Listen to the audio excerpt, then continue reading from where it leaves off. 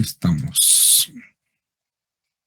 La semana pasada nos quedamos en el último tema que eran los elementos del acto jurídico.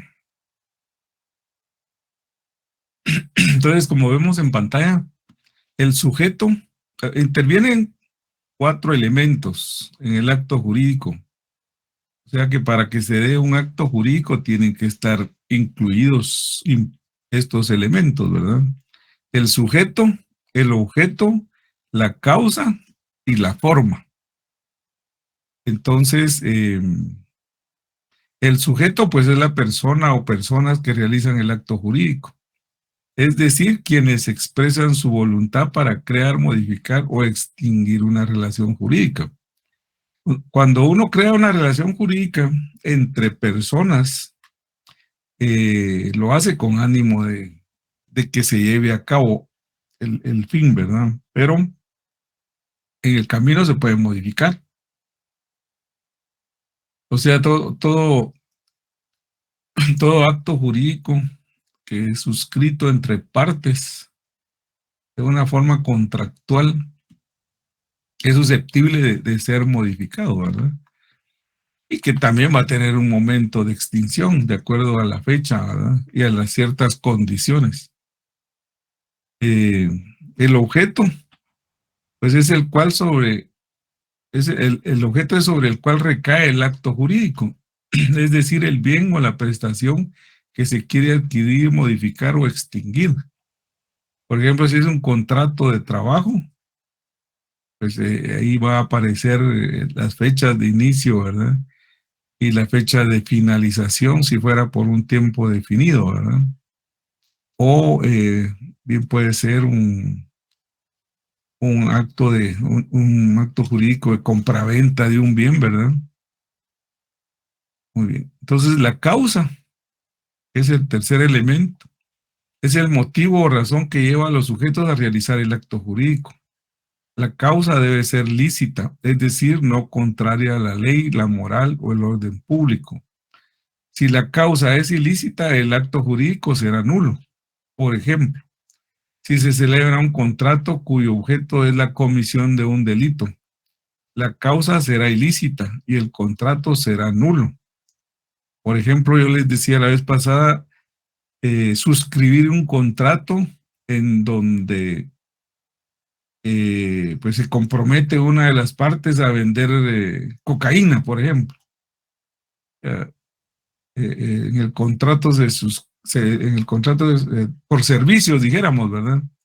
Entonces, en el contrato se establece que una de las partes va a ser distribuidor de drogas, ¿verdad?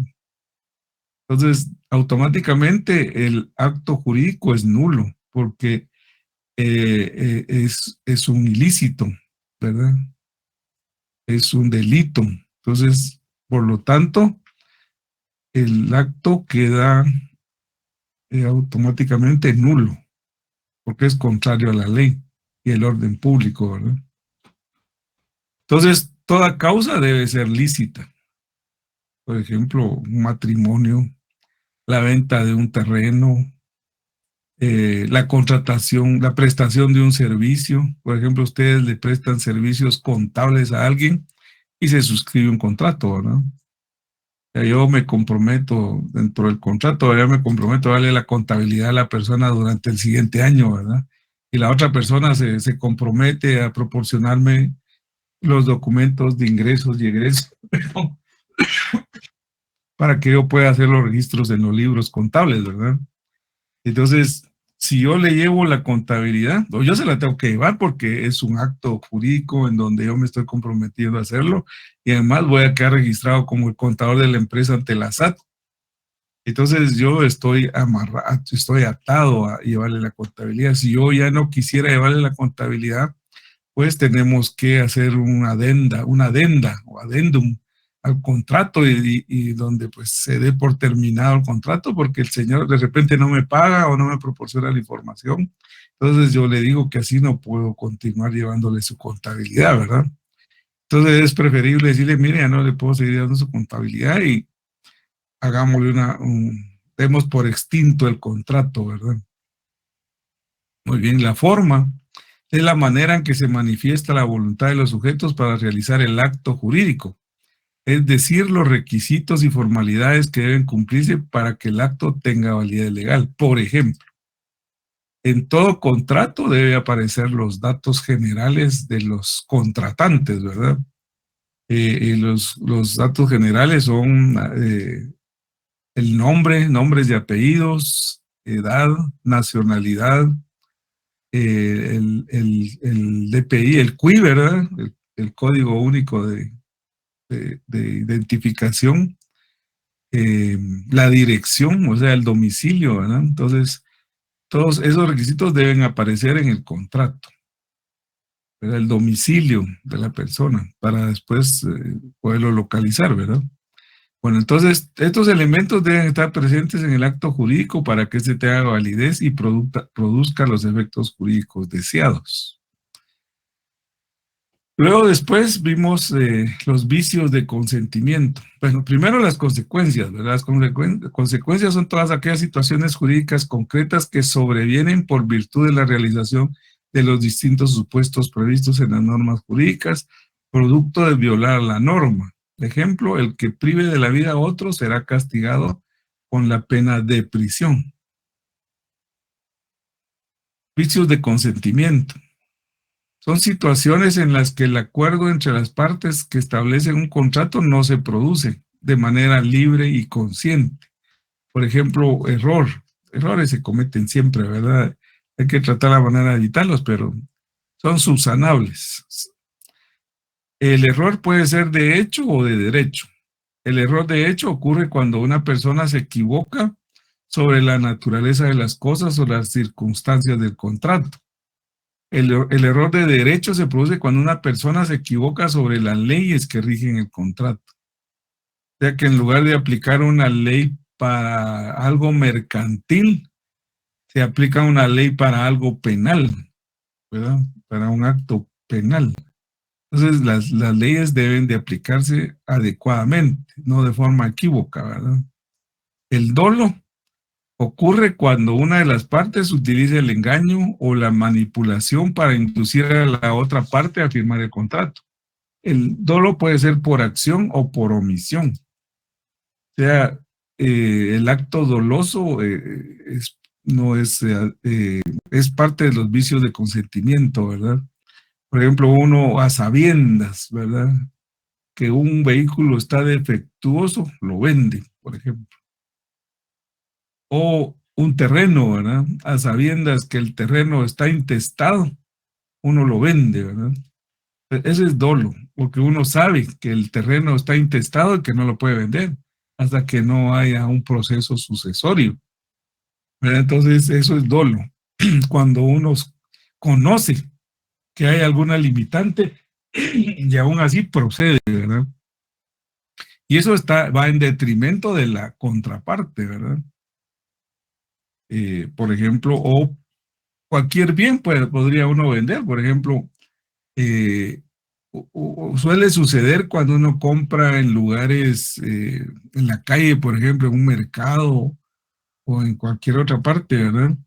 Que no hay una garantía. Y entonces muchas veces el que le está vendiendo lo está haciendo dolosamente, ¿verdad? Porque sabe que el bien no le va a funcionar mucho tiempo. Y entonces aún así se lo vende como nuevo de paquete, ¿verdad? Entonces, el que compra confía. Y que si después cuando lo usa, resulta que a los pocos días se le arruina, ¿verdad? Entonces, ahí hay dolo de parte de una de las partes, de verdad. Entonces, es manipulación, ¿verdad? Son los vicios de consentimiento.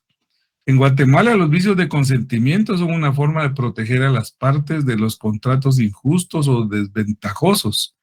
Si se muestra que se ha producido un vicio de consentimiento, el contrato puede ser anulado o declarado nulo y las partes pueden recuperar la posición original que tenían pues antes de la firma del contrato. Puede haber violencia también como vicio de consentimiento, ¿verdad? La violencia se produce cuando una de las partes utiliza la fuerza física o moral para obligar a la otra parte a firmar el contrato. En el acto jurídico hay una fuerza extrínseca ejercida sobre un sujeto para imponerle realizar un acto y a la que no se puede resistir, ¿verdad? Entonces eso suele suceder que, por ejemplo, a punta de pistola, ¿verdad? Lo hagan firmar.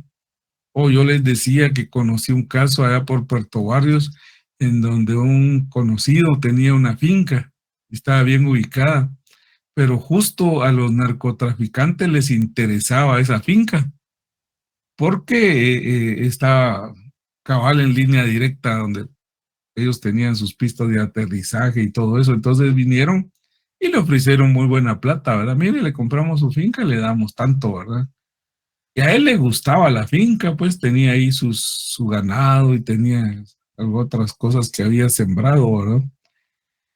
Entonces, pero tuvo que acceder porque si no, ustedes saben que existe la violencia ahí, ¿verdad? Entonces, si usted no la vende, es, le puede pasar algo, pues, ¿verdad? Entonces la vende, ¿verdad? Entonces hay violencia.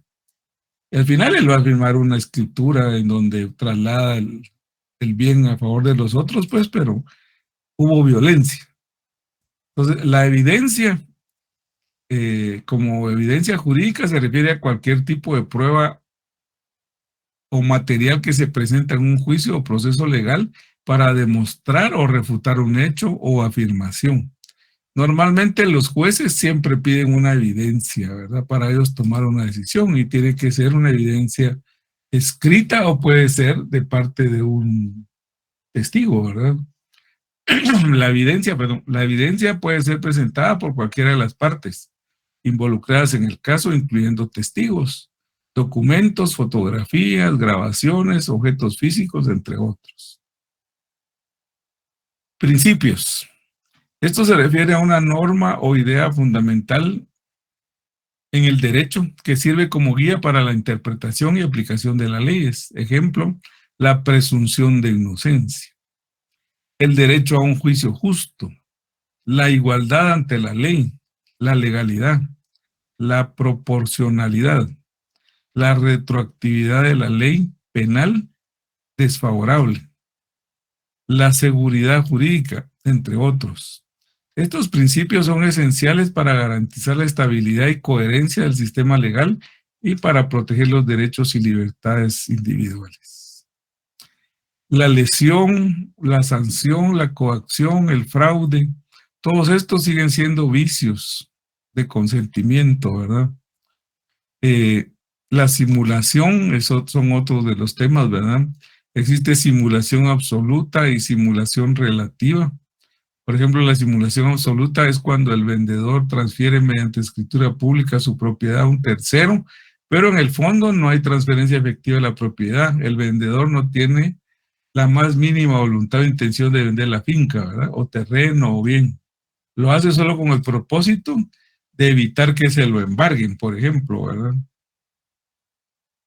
Y viene también la simulación relativa, que es cuando se vende la casa, pero se transfiere a título gratuito, o se vende por un precio diferente al plasmado en el contrato de compraventa.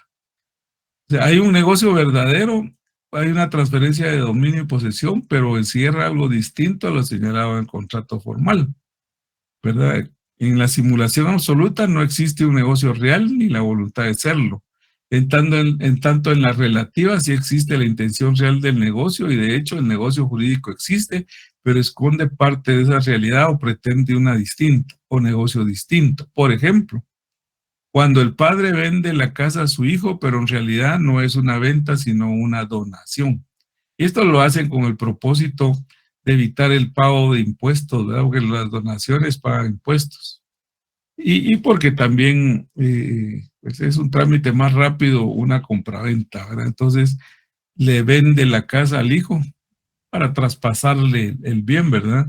Y se lo vende a un precio pues simbólico de cuando compraron el terreno hace 60 años, ¿verdad? Sin casa ni nada, entonces valía 3,000 quetzales. Una casa que ahora podría costar más de 1 millón, ¿verdad? Entonces hay un traspaso ahí de un bien por un precio simbólico, ¿verdad? Entonces ahí estamos ante una simulación relativa. Pero cuando la intención verdadera del negocio es hacer el traspaso de la casa de padre a hijo, pero sin pago de por medio, de manera que esta venta, que sea, o sea, de manera que esa venta ante terceros esté ocultando una donación, ¿verdad? Entonces, sí, seguimos con el mismo ejemplo, ¿verdad? Que es la simulación relativa cuando el padre traslada al hijo un bien, inclusive sin un pago de por medio, ¿verdad? Porque le va a poner un precio simbólico de 3,000 quetzales, pero el hijo nunca le va a dar los 3,000, sino la idea es solo hacer el traspaso, ¿verdad? Se está ocultando la donación. Ahora, si el traspaso de la casa se hace sin que la posesión pase al hijo, entonces es una simulación absoluta porque el padre sigue siendo el dueño verdadero de la casa. Pero lo que está evitando es que si tiene deudas con terceros, no se la embarguen, ¿verdad? Muy bien, entonces hasta ahí nos quedamos la semana pasada. Entonces el siguiente tema es la interpretación de la ley y para ello vamos a pasarnos a otra presentación. ¿Alguna duda o comentario? No, Lick. Muy bien. Estamos hasta ahí. Vamos ahora a pasar al siguiente tema, que es el de la presentación de la ley. Perdón, ahorita les digo. Se llama interpretación de la ley, perdón. Se llama interpretación de la ley. Entonces, esta es la agenda de hoy. Vamos a tener varios temas. Este es el primero, que es el de la interpretación de la ley, ¿verdad? Vamos a ver el concepto, vamos a ver métodos de interpretación, vamos a ver la interpretación de la ley en la legislación guatemalteca y la integración de la ley, ¿verdad? Entonces, tenemos aquí pues la interpretación de la ley y el concepto. Dice que es el conjunto de una ley servirá para ilustrar el contenido de cada una de sus partes, pero los pasajes de la misma se podrán aclarar atendiendo al orden siguiente: a la finalidad y al espíritu de la misma, a la historia fidedigna de su institución, a las disposiciones de otras leyes sobre casos o situaciones análogas o parecidas, ¿verdad? Al modo que parezca más conforme a la equidad y a los principios generales del derecho. Entonces vamos a seguir leyendo para que se vaya entendiendo. Por ejemplo, cuando decimos el conjunto de la ley servirá para ilustrar el contenido de cada una de sus partes, pero los pasajes de la misma se podrán aclarar atendiendo al orden siguiente. Las leyes, como otras cosas, ¿verdad? Otras cuestiones, se tienen que leer en su conjunto, ¿verdad? Porque si nosotros solo leemos en sus partes la ley, posiblemente no vamos a entender, ¿verdad? Entonces tenemos que leerlo en el contexto. Porque leer, por ejemplo, leemos aquí la primera línea que dice el conjunto de una ley servirá para ilustrar el contenido de cada una de sus partes. Por ejemplo, leemos eso y no entendemos qué quiere decir, ¿verdad? Pero realmente se refiere que la ley se debe leer en su contexto. O sea, hay que leer toda la ley. El referirse a la ley se refiere a cada una de las leyes, ¿verdad? Porque la ley en general son muchas leyes, ¿verdad? Entonces, cada ley tiene su propio decreto de creación, dijéramos, ¿verdad?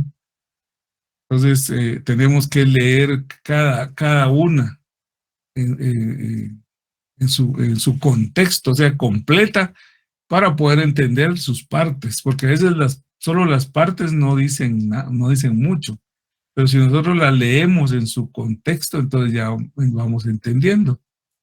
Entonces ahí dice que debe atender, pero los pasajes de la misma se podrán aclarar atendiendo el orden siguiente: a la finalidad y al espíritu de la misma, o sea, con qué fin se creó la ley y con cuál fue el espíritu del creador de la ley, ¿verdad? Del legislador, porque son los diputados los que crean leyes, ¿verdad? A solicitud de alguna parte, ¿verdad? Porque siempre hay alguien que solicita que se cree una ley, ¿verdad? Entonces, y ellos pues siempre están creando leyes cuando trabajan, ¿verdad? A veces no trabajan y en todo un año no crean muchas leyes. Entonces, los diputados están para eso y para otras cosas, ¿verdad? Pero el fin principal es crear leyes. El legislador es el que crea las leyes, ¿verdad? Entonces, pasan en primera lectura, en segunda lectura, etcétera, ¿verdad? Entonces, y se hacen con una finalidad y tienen un espíritu, ¿verdad? Pero entonces, todas las leyes nacen de esa forma, ¿verdad? Con un propósito definido. Por ejemplo, ahorita con eso de que del tema electoral, por ejemplo, ¿verdad? Que está muy de moda, que vienen diciendo que hay que hacerle modificaciones a la ley electoral y porque tiene ciertas lagunas, ciertos vicios, porque recuérdense que quienes crean la ley lo hacen con un espíritu determinado.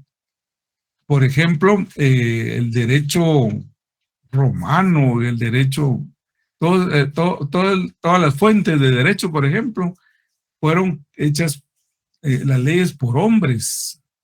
Y entonces en sus inicios las leyes se basaban mucho en lo teológico, ¿verdad? En la Biblia, en el Corán y en otras doctrinas, ¿verdad? Entonces, si ustedes se dan cuenta, en las leyes siempre prevalece, dijéramos, el machismo, ¿verdad?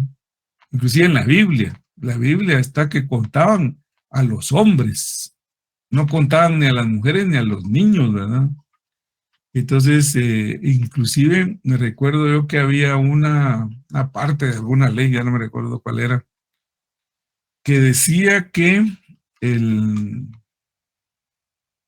a ver si me recuerdo, por ejemplo, si un hombre está casado y tiene relaciones con una tercera persona, pero esta persona no está casada, una mujer, de plano, un hombre con dos mujeres, dijéramos, ¿verdad? Y un camino. Entonces, un hombre está casado con una mujer, pero tiene relaciones con una segunda mujer, ¿verdad? Entonces, la ley antes decía que no cometía, o sea, el adulterio se cometía si la mujer se metía con otro hombre, y no importaba si estuviera soltero o casado, ¿no? Pero el hombre cometía adulterio solo si se metía con una mujer, otra mujer casada, ¿no? Estando casado se metía con otra mujer casada. Entonces, eso no era muy, muy acorde, ¿verdad? Entonces, pero eso ya lo han ido cambiando. Y muchas de las cuestiones que están en las leyes son muy así machistas, ¿verdad? Entonces, todo eso ha ido cambiando. Eso tiene que cambiar. Tiene que cambiar porque todas las personas somos iguales, ¿verdad? Hombres, mujeres y niños, ¿verdad? Ancianos. Entonces, pero el espíritu de la ley y la finalidad de la ley es lo que le da origen y lo que le da vida a una ley, ¿verdad? Y a veces como que sea equívoca, ¿verdad? Entonces, por ejemplo, hay países en donde son teocráticos, que la ley es el Corán, por ejemplo, ¿verdad? El Corán, como dijéramos nosotros, la Biblia fuera nuestra ley, ¿verdad? Hay países en donde son teocráticos y su ley es eso, pues es el Corán y lo que dice el Corán, ¿verdad? Entonces, ustedes han escuchado cuando las mujeres eran apedreadas, ¿verdad? Por cometer adulterio, ¿verdad? Y cosas por el estilo, ¿verdad? Pero ¿por qué no apedreaban a los hombres, ¿verdad? Ellos sí podían tener muchas mujeres. Ellos no cometían adulterio, ¿verdad? Entonces, eso es como la diferencia con que fueron creadas las leyes, ¿verdad? Y en su momento, pues, tenían un fin y el espíritu era ese, ¿verdad? Muy bien, también se refiere a la historia fidedigna de su institución, ¿verdad? O sea, la historia es por qué se creó, ¿verdad? Todo tiene una historia previa a su creación, o sea, las leyes no surgen así espontáneamente, siempre hay una historia, hay un pasado. Entonces esa historia fidedigna es la que cuenta también, ¿verdad? ¿Por qué se creó la ley? También a las disposiciones de otras leyes sobre casos o situaciones análogas. Y también aquí habla pues al modo que parezca más conforme a la equidad. Aquí es donde yo les hablo de la equidad de género, ¿verdad? a la equidad, dice. También la equidad se refiere a lo económico, ¿verdad? Al sexo y a otras cuestiones, que todo debe de ser con equidad, ¿verdad? O sea, no a unos más que a otros, ni a los ricos ni a los pobres, ¿verdad? Todo con equidad. O sea, las leyes se supone que son parejas, ¿verdad? Entonces, aquí nos están deseando éxitos. La coordinadora de la sede Misco dice: muy buenos días, catedráticos, Franja Domingo, se les desea éxitos y a la vez quedo a la orden. Saludos cordiales. Entonces yo le voy a contestar: gracias igualmente. Muy bien. Bueno, entonces, las leyes pues tienen que ser equitativas y de acuerdo a principios generales de derecho, ¿verdad? Vamos a ver ahora algunos métodos de interpretación. Tenemos la interpretación,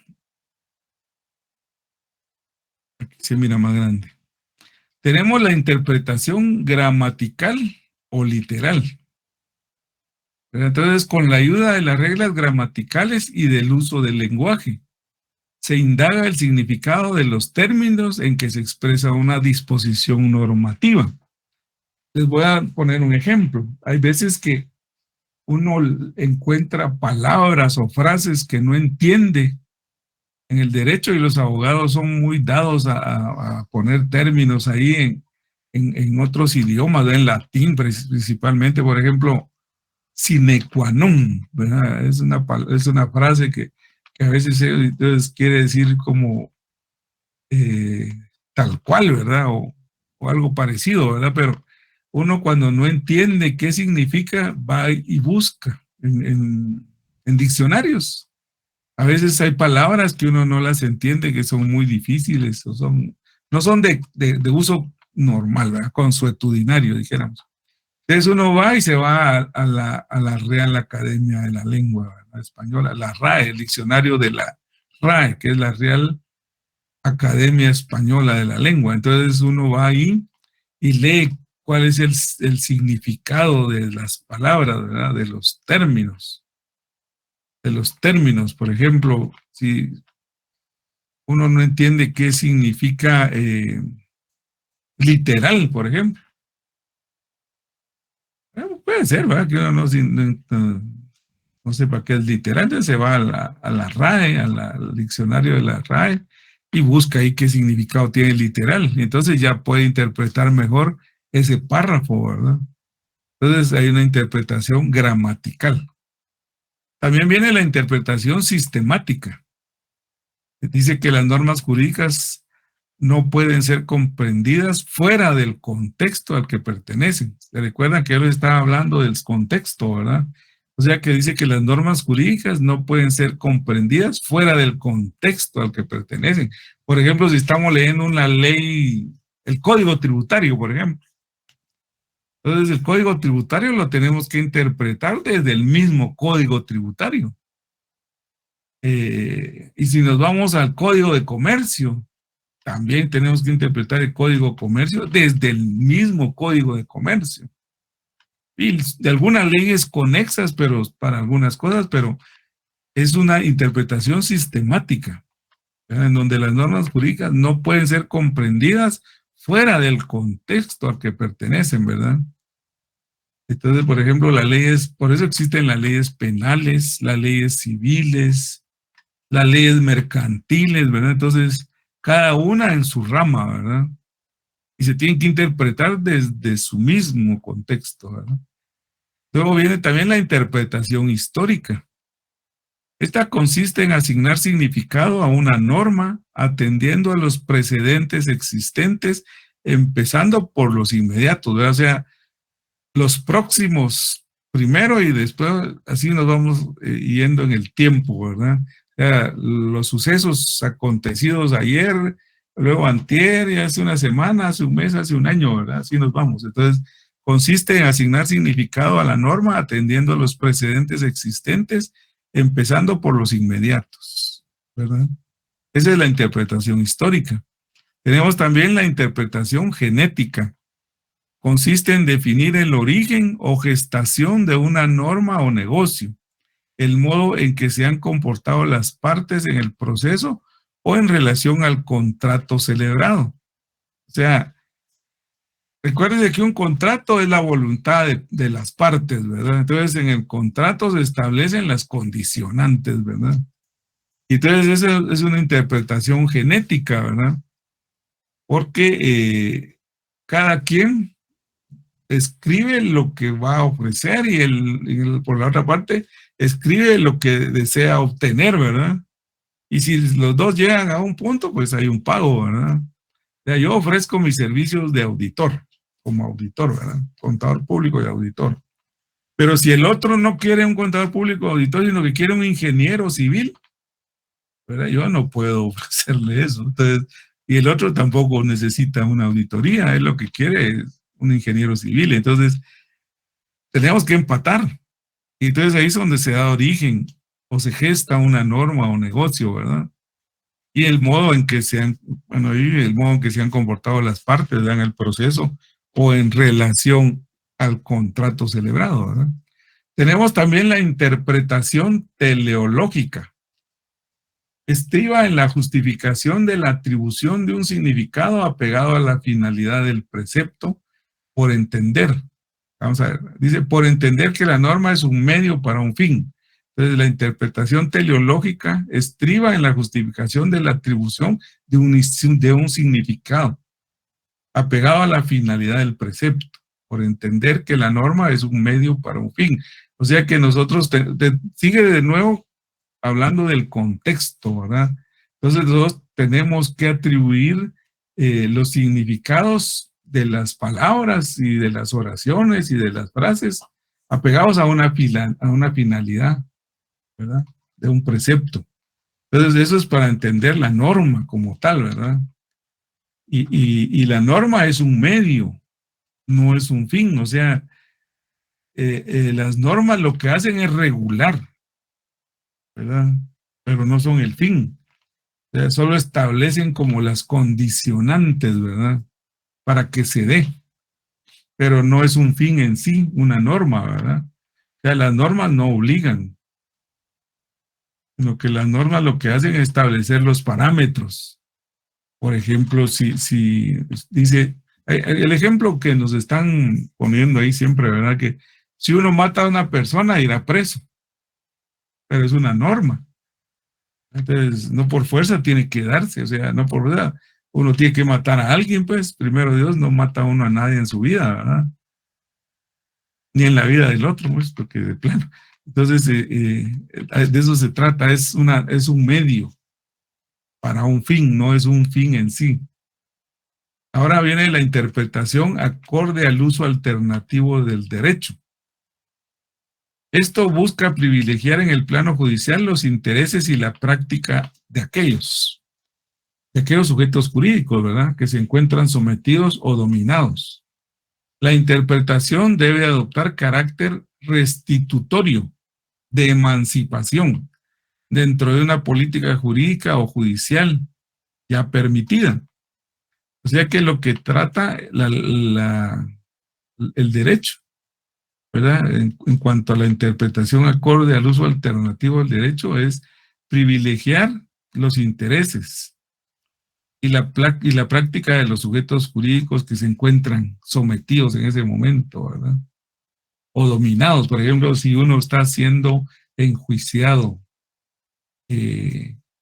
siempre la ley debe privilegiar, ¿verdad?, en el plano judicial los intereses y la práctica de los sujetos jurídicos. Por eso es el tema de la irretroactividad de la ley, salvo cuando beneficia al reo, dice, ¿verdad? Porque, por ejemplo, mañana, lunes, puede que se reúna el Congreso y emita una nueva ley, ¿verdad? En donde diga que todos los funcionarios públicos que hayan cometido fraude en función de un cargo público ya no serán procesados, ¿verdad? Y entonces todos los que están presos por haber cometido fraude al estar en un cargo público quedan libres, pues, porque les favorece, pero la irretroactividad de la ley significa que a partir de mañana en adelante se pone en práctica esa ley, ¿verdad? Y no es retroactiva. Por ejemplo, si no fuera penal el asunto, ¿verdad? Todos los que están presos por haber cometido fraude no quedarían libres, pues, porque esa ley es a partir de mañana, ¿verdad? A partir de mañana todos aquellos funcionarios que cometan fraude y caigan presos no serán condenados, por ejemplo. Pero todos los que están ahorita en la cárcel no se salvan porque ellos están bajo una norma diferente. Así sería la irretroactividad de la ley. Pero como dice que salvo cuando beneficia al reo, entonces vienen y todos los que están presos ahorita se acogen a esa ley que suceda mañana, ¿verdad? Que se apruebe mañana. Entonces todos vienen y se acogen a esa ley y les puede beneficiar porque son los únicos casos de la irretroactividad, ¿verdad? O sea, la ley no es retroactiva, o sea, es de mañana en adelante. O sea, a partir de mañana se va a cobrar un impuesto por respirar, por ejemplo. A partir de mañana todos pagamos un impuesto por respirar. Es a partir de mañana, pero no pueden venir y cobrarnos de mañana hacia atrás todos los años que ha uno pasado respirando, por ejemplo, ¿verdad? Son ejemplos burdos, pues, pero para que se entienda, ¿verdad? Muy bien, entonces, ahora vamos a ver la interpretación analógica o extensiva, que consiste en que el juez explica una disposición de significado incierto, pero presente en el ordenamiento a la luz de otra disposición no equívoca o menos equívoca, invocando la analogía de las dos previsiones. O sea, cuando algo no esté claro, o sea, incierto, viene el juez y usa leyes parecidas o análogas, ¿verdad? Entonces, y él las invoca. Dice como lo dice en tal otra ley, ¿verdad? Entonces viene y retrotrae lo de la otra ley para interpretar esta, ¿verdad? Entonces a eso se le llama la interpretación analógica o extensiva, ¿verdad? Pero lo puede hacer el juez.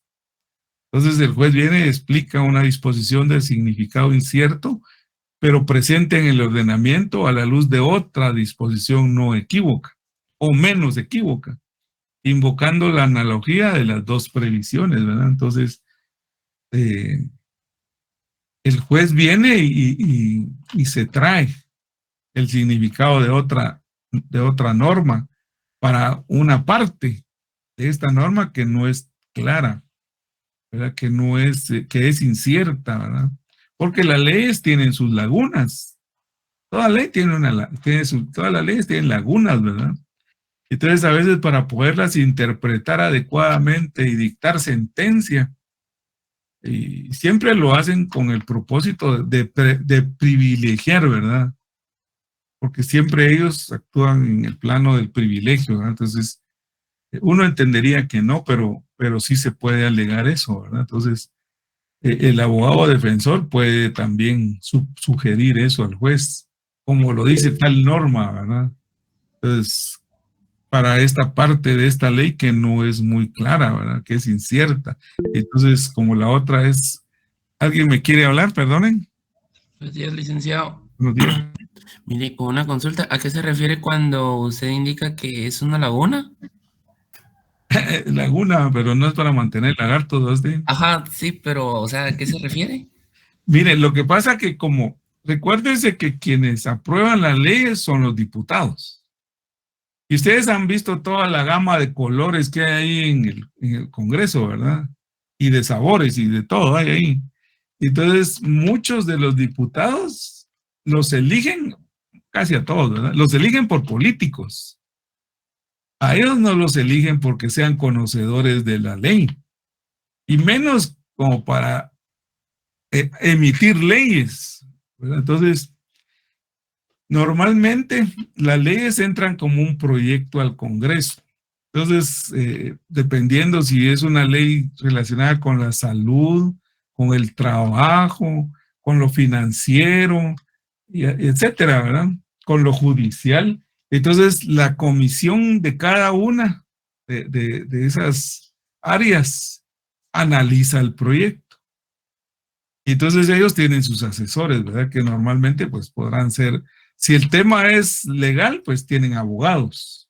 Si el tema es financiero, pues tendrán ahí auditores, economistas y demás, ¿verdad? Para que les asesoren. Si el tema es de salud, tendrán médicos y otros. Entonces, estas comisiones lo que hacen es que analizan esos proyectos de ley, ¿verdad? Y pasa como un proyecto de ley al pleno del Congreso. Y va a la primera lectura, ¿verdad? Pero esa primera lectura ya está filtrada por una comisión. Y esa comisión está conformada por diputados, ¿verdad? Esos diputados se van especializando en cada una de las áreas, pero no, usted no crea que en una comisión de finanzas todos los que están ahí son financieros, ¿verdad? Una comisión de salud todos son médicos. Entonces, por eso necesitan asesores. Entonces, pero hay cosas que se les pasan por alto. O sea, a veces no hay capacidad, a veces no hay capacidad de que todo vaya ahí incluido, ¿verdad? Entonces, o a veces una palabra perjudica o favorece. Entonces, normalmente están anteponiendo solicitudes ante la Corte de Constitucionalidad, ¿verdad? Para que se modifiquen algunos términos de algunas leyes, ¿verdad? Porque algunas palabras no son claras o a veces hay otras veces que no se pusieron. Entonces no se dejó establecido, no sé, vamos a poner un ejemplo que de repente nos puede ayudar. Vamos a ver, la ley de tránsito, por ejemplo. La ley de tránsito, dijéramos que la deben conocer todos los que conducen un vehículo, ¿verdad? Pero yo diría que la debemos conocer todos, porque también los peatones deberíamos conocer de tránsito, ¿verdad?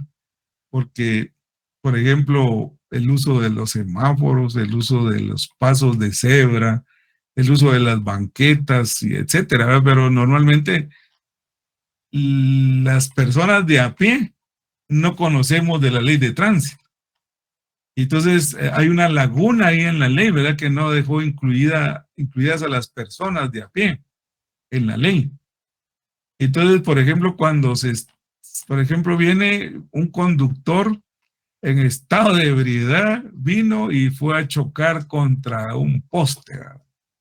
Y el poste vino y se cayó. Y casualmente, pues había una persona parada a media calle y le cayó encima el poste, ¿verdad? Entonces, pues pues va a ser enjuiciado, ¿verdad? Y obligado a pagar daños y perjuicios. Si la persona no se muere, pues gracias a Dios, pero si se muere también va a haber una muerte culposa ahí, ¿verdad? Que no fue intencional, pero se murió. Entonces, ¿a dónde voy con la laguna? Que la ley posiblemente no contempla que los peatones no deben de estar parados a media calle, por ejemplo, ¿verdad? ¿Qué hacía ese peatón parado a media calle, por ejemplo? Y que el poste le cayó, ¿verdad? O sea, el peatón debió haber estado en la banqueta, ¿verdad? Entonces ahí hay una laguna, dijéramos, esa es la laguna que hay ahí. Que también la ley debería de obligar a los peatones que lean la ley de tránsito, por ejemplo. Pero como no lo dejó establecido, hay una laguna. Entonces, cuando hay esas lagunas es que se tiene que usar leyes análogas que sí contemplen algo parecido, ¿verdad? Entonces, a eso se refiere. Y todas las leyes tienen lagunas. Ustedes han escuchado un refrán que dice, echa la ley, echa la trampa, ¿verdad? Eso es un refrán nada más, pero normalmente hay personas, hay juristas, hay personas que se dedican a estudiar las leyes y la leen de pies a cabeza y encuentran esas lagunas.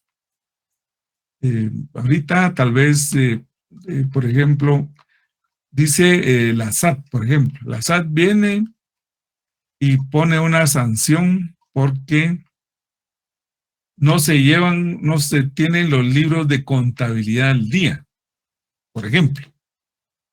Entonces hay personas que vienen y hacen un estudio acucioso de la ley. Entonces ellos vienen y la defensa va a ser a qué se refiere cuando habla de libros de contabilidad, por ejemplo, ¿verdad? Entonces, quien hizo la ley puso ahí que al no tener los libros de contabilidad al día será sancionado con una multa de 1,000 quetzales la primera vez. Y así se va. No sé cuántos serán, pero dijéramos el ejemplo. Y entonces ahí hay una laguna porque debería decir la ley, de plano sí lo dice, pues, no llevar los libros de contabilidad de acuerdo al Código de Comercio o los que establece el Código de Comercio, porque la ley sí lo dice. Los libros de contabilidad de acuerdo al Código de Comercio, ¿no? O que establece el Código de Comercio. Entonces, uno se tiene que ir al Código de Comercio para ver cuáles son los libros de contabilidad, que es diario mayor, balance, inventario, ¿verdad? Son los principales, hay otros. Entonces, pero la norma debe de ser clara y concisa, ¿verdad?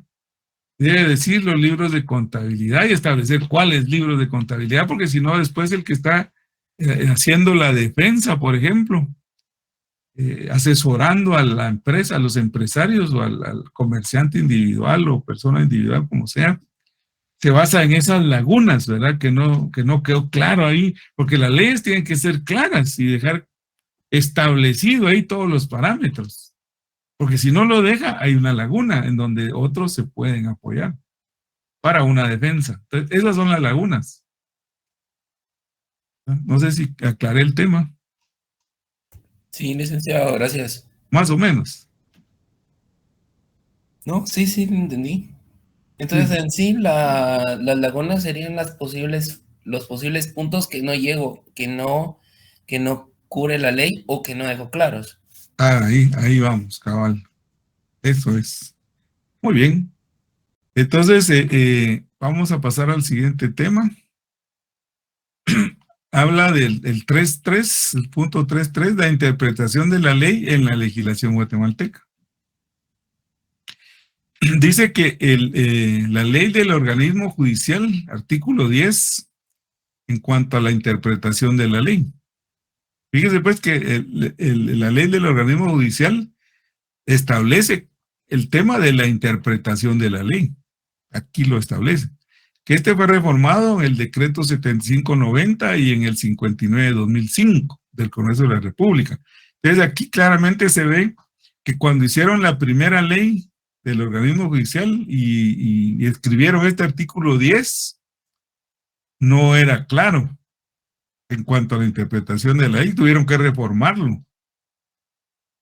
Se reformó en el decreto 7590 y en el 59/2005. Imagínense. Entonces, ha habido necesidad de reformas para que vaya siendo más clara la ley o ir incluyendo cosas que no estaban o a veces derogando otras, porque en Guatemala tenemos cantidades de leyes.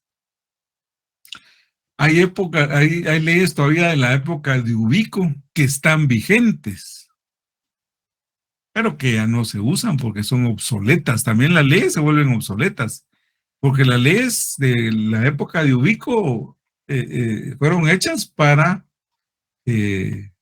normar en la época de Ubico, por ejemplo, pero muchas de esas leyes ya no son funcionales en esta época. Voy a recordarme de algo. Por ejemplo,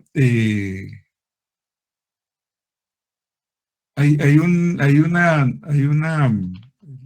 ver, habían algunas normas que establecían cantidades en dinero. Por ejemplo, vamos a decir, el uso de una caja chica, ¿verdad? Una caja chica de 20 quetzales en aquel tiempo, ¿verdad? Entonces decía que cualquier documento que fuera emitido de caja chica debería llevar la firma del director de la institución y el tesorero, ¿verdad? Imagínense ustedes en esta época qué pérdida de tiempo sería que ellos tuvieran que estar firmando esos documentos de caja chica si la caja chica era de 20 quetzales, ¿verdad? O sea, ¿cuánto le podían dar a...? Porque recuerden que la caja chica tiene la particularidad que uno llega y pide un vale, ¿verdad? Mire, voy a necesitar comprar una escoba, ¿verdad? Entonces, yo creo que ahora no valen ni 20 quetzales, las escobas valen más, ¿verdad? Entonces, pero en aquel tiempo posiblemente costaban 50 centavos, ¿verdad? Que las escobas de raíz. Entonces venía y le daba 50 centavos el que administraba la caja chica, ¿verdad? Y hasta esas no eran facturas, eran recibos simples, ¿verdad? Tenía que firmarlos el director de la institución y el tesorero, ¿verdad? Entonces las leyes se van volviendo obsoletas con el tiempo, ¿verdad? Entonces tienen que volver a ser redactadas, ¿verdad? Volverlas a corregirlas, ¿verdad? Y actualizarlas o modificarlas o ampliarlas. Entonces, por eso son las reformas. Y esas reformas también pasan por el Congreso. El Congreso las discute, son las reformas, ¿verdad? Entonces, si quieren modificar la constitución política, ahí se les complica. Por eso tienen que convocar a una especie de plebiscito, ¿verdad? Donde todos los ciudadanos votemos que estamos a favor en que se haga una modificación en la constitución política de la República, ¿verdad? Porque eso no lo pueden hacer solo porque sí los diputados, eso sí tienen que convocar a votaciones, ¿verdad? Para que nosotros les aprobemos que hagan. Pero de ahí las otras leyes sí se pueden modificar siguiendo los lineamientos, ¿verdad? Pasan a ser primero un proyecto de ley y así se van, primera lectura, segunda lectura. Entonces, hasta que pasen. Y si no pasan por mayorías, de acuerdo a las mayorías establecidas en el Congreso, no pasan. Eso lo vamos a ver un poco más adelante. Entonces, pero sí, volvemos al tema que decíamos de las lagunas, ¿verdad? Que puede ser que no esté incluido el texto de lo que se necesita o puede ser que ya sea un texto obsoleto.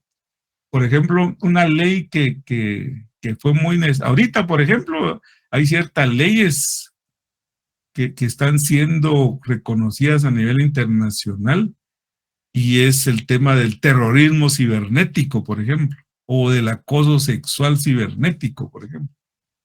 Porque como no hay leyes, no se puede castigar a los agresores, a los agresores sexuales, por ejemplo, a los terroristas cibernéticos, por ejemplo, si no, porque una de las premisas de la ley es que dice que no hay sanción sin ley anterior.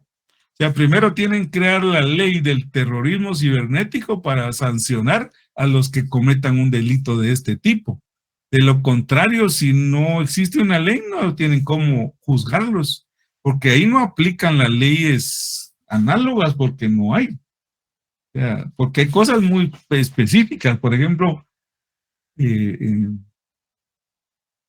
no le pueden acusar de fraude, por ejemplo, si lo que cometió fue un terrorismo cibernético porque vino y se metió a los servidores y los hackeó y les metió un virus, y qué sé yo, y si no existe una ley para juzgar eso, entonces no pueden juzgar a estas personas, ¿no? Entonces, por eso es que siempre tienen que estar emitiendo nuevas leyes, porque las leyes van quedando obsoletas, más ahora con el avance de la tecnología, ¿verdad? Hay muchas, por ejemplo, hay fraude electrónico, y fraude no sé qué, y fraude no sé cuánto, entonces, y todo, para todo tiene que haber una ley previa, porque no hay sanción sin ley anterior, dice la premisa jurídica, ¿verdad? Bueno, entonces, sigamos con el tema de la interpretación de la ley. Las normas se interpretarán conforme su texto, según el sentido propio de sus palabras, a su contexto y de acuerdo con las disposiciones constitucionales. O sea, que es lo que yo les decía, que las normas se deben interpretar en el texto y en el contexto. O sea, si leemos una línea, a veces no entendemos qué significado tiene esa línea. Tenemos que leer a veces todo el párrafo o toda la ley para entenderla en el texto y en el contexto. En el contexto es el todo, ¿verdad? Entonces las normas se interpretarán conforme a su texto, según el sentido propio de sus palabras y a su contexto, y de acuerdo con las disposiciones constitucionales, ¿verdad? porque la preeminencia aquí de la ley es de la Constitución. Entonces, ninguna ley puede ser ninguna ley es superior a la Constitución Política de la República de Guatemala, ni puede transgredir, ni tergiversar, ni estar en contra, ¿verdad?, de los preceptos establecidos en la Constitución Política de la República, ¿verdad? Entonces, cuando una ley es clara, no se desatenderá su tenor literal, con el pretexto de consultar su espíritu. Entonces, ya les dije, las leyes también tienen el espíritu, pero si ¿cómo se llama? El texto es claro. O sea, el texto de la ley es claro, que dice que cualquier persona que mate a otro, pues sufrirá de una condena, ¿no? Eso es el texto, y es claro. Pero no podemos venir e irnos a poner pretextos y a consultar el espíritu de la ley. No es que esta ley, cuando fue hecha, tenía un espíritu diferente, ¿verdad? Porque hay abogados de abogados que retuercen las leyes, ¿verdad? Y vienen e invocan a veces el espíritu de la ley, ¿verdad? Cuando esta ley fue creada con un espíritu diferente, ¿verdad? Pero si ahí dice que cualquiera que mate a otro, pues, va a sufrir una condena, ¿verdad?, de 20 años o de 15 años, pues ya la ley lo dice y es claro, si uno mató a alguien, tiene una condena, ¿verdad? Tal vez podrá alegar que fue en defensa propia o que fue un accidente o qué sé yo, ¿verdad? Pero si los mató con alevosía, con premeditación y demás cosas, pues no tiene más que cumplir su condena, ¿verdad? Pero aún así, los defensores o abogados defensores tratan ahí de encontrar las lagunas de la ley en defensa de su patrocinado, le llaman ellos, ¿verdad? Y a mí me cuesta hablar mucho de esas cosas porque no soy abogado, soy auditor, pero trato. Entonces, el patrocinado es como el reo, ¿verdad? Entonces, el abogado viene y busca para poder defender a su patrocinado, ¿verdad? Y entonces ahí es donde trata de encontrar esas lagunas de la ley y poderlo defender, ¿verdad? Entonces, les voy a poner un video aquí para que descansen un poco. Voy a irme a... Ahorita voy a salir de aquí. El video es la interpretación de la ley. Lo que me tengo que salir porque si no, no me dejan presentarlo adecuadamente. Me voy a ir a...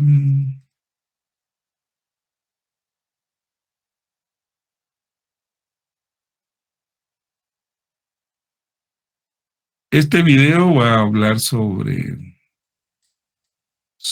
¿cómo se llama? Sobre la interpretación de la ley.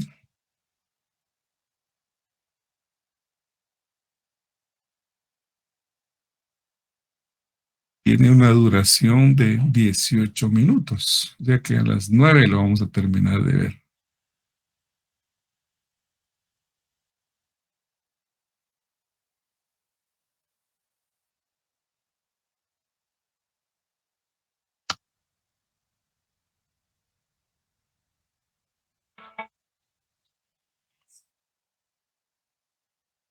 Ahorita lo ponemos.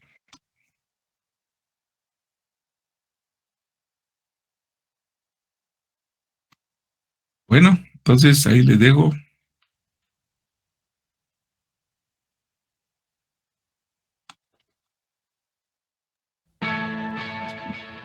Sean bienvenidos a este podcast Entrenamiento Legal. Desde que estamos en las aulas de las facultades de Derecho, soñamos con ser abogados exitosos. Que esta profesión nos permita cumplir nuestras metas personales y patrimoniales. Todo eso es posible, pero para ello necesitamos entrenarnos duramente. Entrenarnos en conocimiento legal, que plasmaremos en escritos, documentos o expresaremos en audiencia. Y en un mundo tan competitivo, también es necesario entrenarnos en habilidades y aptitudes personales que se requieren hoy en día de los juristas del siglo XXI. Para eso es este espacio. En este podcast compartiremos contenido legal que es aplicable en el ejercicio profesional, y también compartiremos contenido de crecimiento personal que nos permitirá ejercer de manera más efectiva la abogacía y el notariado. Mi nombre es Josué Cum y juntamente con un gran equipo de trabajo hemos preparado este espacio para tu entrenamiento legal. Sin más, comenzamos.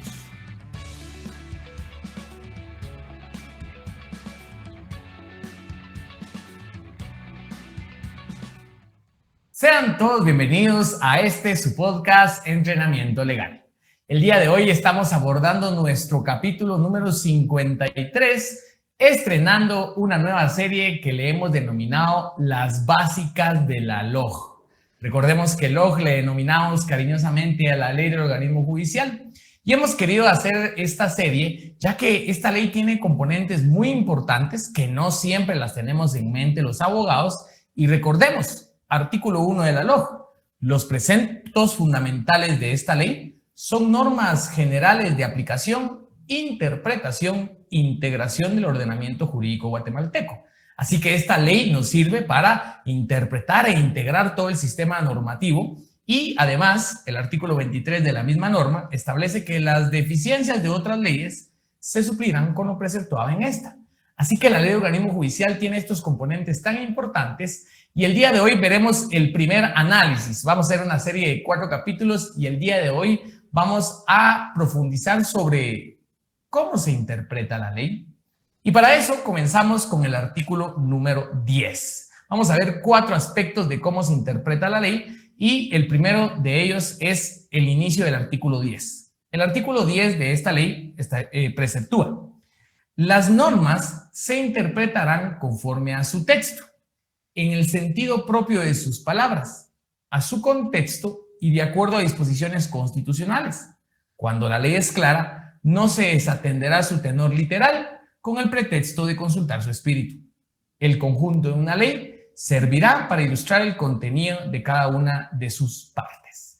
¿Y por qué hemos querido reflexionar sobre esto? Usted seguramente ya lo habías escuchado y lo habías leído, pero no sé si hemos tomado el tiempo para reflexionarlo y para analizarlo en el caso en concreto. ¿Qué nos hemos topado? Primero, que acá nos dice claramente cómo interpretar la ley y es conforme a su texto. Es según la leas, pero no tiene que perderse de vista el contexto de la norma. Y aquí me voy al segundo párrafo de una vez. Es que el conjunto de una ley sirve para ilustrar el contenido de cada una de las partes. Y acá un error muy común es que la gente, al citar el derecho, solo lea la partecita específica que quiere que se resalte. Obviamente es necesario en muchas argumentaciones leer las partes conducentes. Le llamamos partes conducentes a esa parte del pasaje que conduce a determinada conclusión. Pero algo importante es que no podemos analizar la ley únicamente por pasajes separados, ya que debemos interpretarla conforme a su contexto y algo importante, que el conjunto de una ley sirve para integrar la misma. En este pasaje también he visto en la práctica una de las cuestiones muy importantes, que las personas se ponen a ahondar en aparentes conflictos, en que el espíritu de la ley y que la interpretación ahí, y con eso pretenden tergiversar la interpretación literal. Y esta ley nos permite de una manera muy clara y nos reafirma: cuando la ley es clara, no se desatenderá su tenor literal con el pretexto de consultar su espíritu. Así que, con esto, ¿qué queremos lograr? Ya práctico para tu ejercicio profesional, para tu entrenamiento legal. 1, que la ley la tienes que interpretar como se lee, conforme a su texto. Pero ojo, no puedes perder de vista el contexto, ni tampoco aislar las partes sin entender el conjunto de la norma. Tampoco te puedes permitir, cuando leas algo, analiza si están ahondando en el supuesto espíritu y con eso se están apartando de ese tenor literal. Si la ley es clara, no puedes irte a atentar contra la literalidad de la norma bajo supuestas interpretaciones como tal. Cuando la ley es clara, no desatienda el tenor literal con el pretexto de consultar el espíritu de la misma. Así que esa es la primera parte de la interpretación de la ley. Una segunda parte que nos regula este artículo número 10 es cuando de verdad es necesario aclarar sus pasajes. Y continúo leyendo el artículo 10. Los pasajes de la misma se podrán aclarar atendiendo al orden siguiente. Entonces recuerda, el paso número 1, digámoslo así, es si la ley es clara, no desatiendan el tenor literal como el pretexto de consultar su espíritu. Pero el legislador nos dice que cuando es necesario aclarar, nos establece un orden, el orden siguiente, la finalidad y el espíritu de la misma. Ese es uno. B, la historia fidedigna de la institución. C, a las disposiciones de otras leyes sobre casos o situaciones análogos. D, al modo que parezca más conforme a la equidad y principios generales del derecho. En este caso, recordemos que sí van a haber veces en donde es necesario aclarar un pasaje legal y acá nos establece un orden. Primero, a la finalidad y el espíritu de la misma. Acá es importante que como juristas no solo nos quedemos con ese tenor positivista de poder interpretarlo, porque van a haber meses en donde necesitamos aclarar los pasajes y con eso nos podemos ir a la finalidad y al espíritu. Dos formas muy concretas es, uno, el establecer los considerandos de la ley. En los considerandos de la ley muchas veces establece esas consideraciones que hizo el legislador para hacerlo y, por supuesto, la exposición de motivos que pudo haber tenido esa norma nos permite poder profundizar sobre la finalidad y el espíritu de la ley. Cuando esto no sea posible, el siguiente es la historia fidedigna de la institución. Y acá es necesario instruirnos con doctrina cuál es esa historia fidedigna de la institución. Por acá es donde ya nos instruye mucho también el derecho comparado y demás circunstancias, porque eso nos permite comprender de mejor manera la historia fidedigna de la institución. Tercero, las disposiciones de otras leyes sobre casos o situaciones análogos. Recuerda que esto es un orden. Primero, finalidad y espíritu. Segundo, historia fidedigna de la institución. Tercero, la analogía. No, la analogía no puede ser tu plan A. La analogía es solo si no podemos interpretar y aclarar los pasajes de la misma con las anteriores. Eso sí, la analogía es muy útil en este caso, ¿verdad? Porque nos permite aplicar disposiciones que fueron reguladas para otras situaciones jurídicas a una distinta por su similitud y lo cual es permisible en la interpretación de la ley. Y por último, lo que parezca más conforme a la equidad y principios generales del derecho.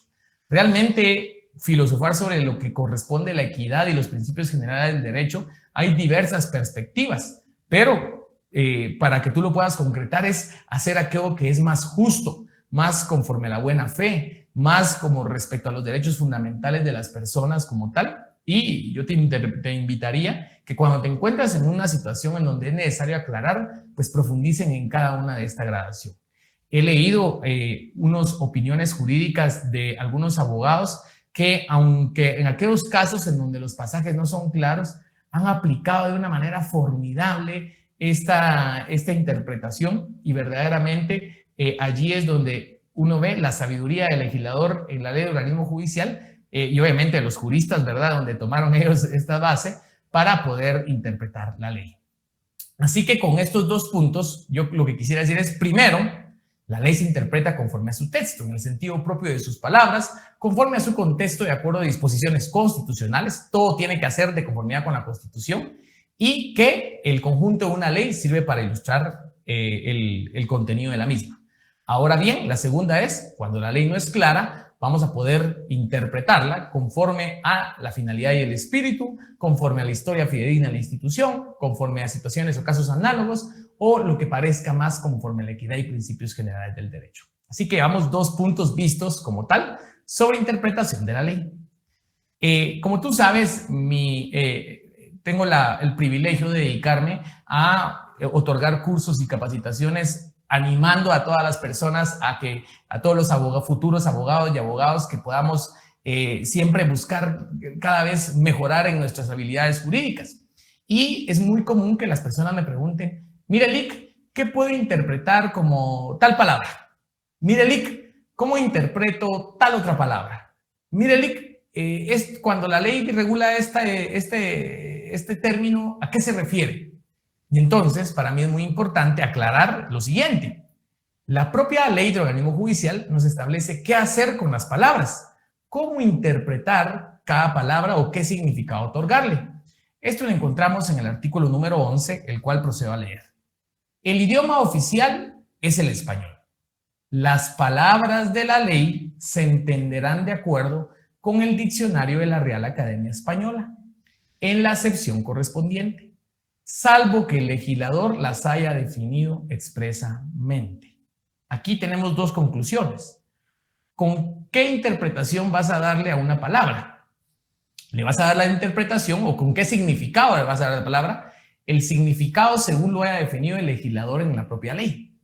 El significado que haya definido el legislador en la propia ley. Ahora bien, si el legislador no otorgó tal definición, pues lo vamos a interpretar conforme a la Real Academia Española. Y ojo, este artículo lo tenemos que también hacer en base a lo que vimos en el artículo anterior, ¿verdad? Considerando los diversos pasajes y todo ese tema del artículo 10 que recién te he mencionado. Así que este artículo no debe excluir, no debes aplicarlo de manera aislada, ¿verdad? Sino utilizas ese significado, ¿verdad? Siempre otorgando a esa aplicación en concreto y toda la interpretación otorgada de conformidad con el artículo 10 que recién hemos analizado. Entonces, dos premisas. El significado que le das a las palabras es el que la propia ley define y si no lo define, el de la Real Academia Española. Sigo leyendo. Si una palabra usada en la ley no aparece definida en el diccionario de la Real Academia Española, le dará la acepción usual en el país, lugar o región en que se trate.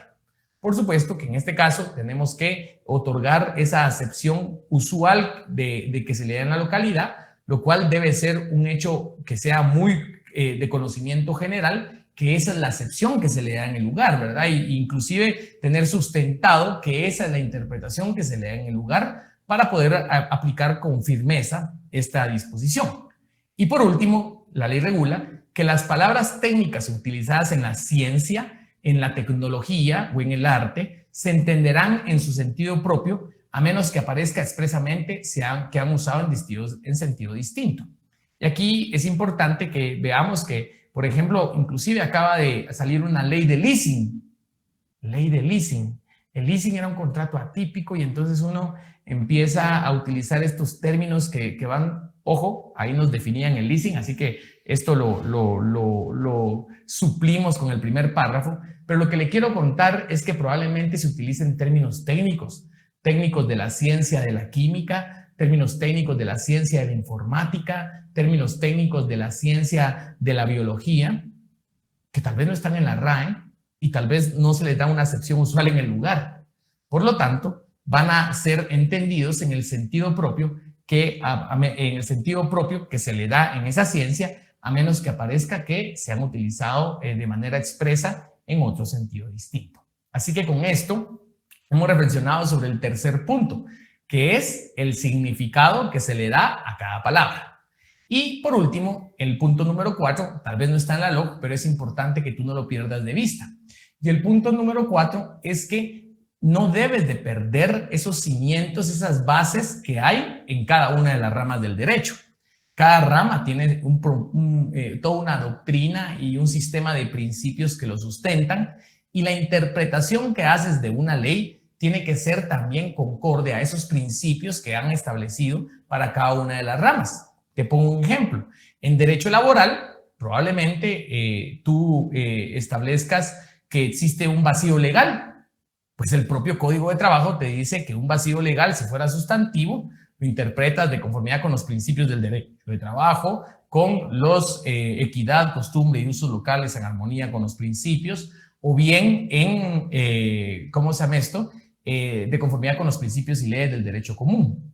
Entonces, ¿qué quiere decir? Que tienes que saber no solo esa lógica básica que nos establece la ley del organismo judicial en los artículos 10 y 11 recién analizados, sino también no puedes perder de vista esos conocimientos específicos de cada rama.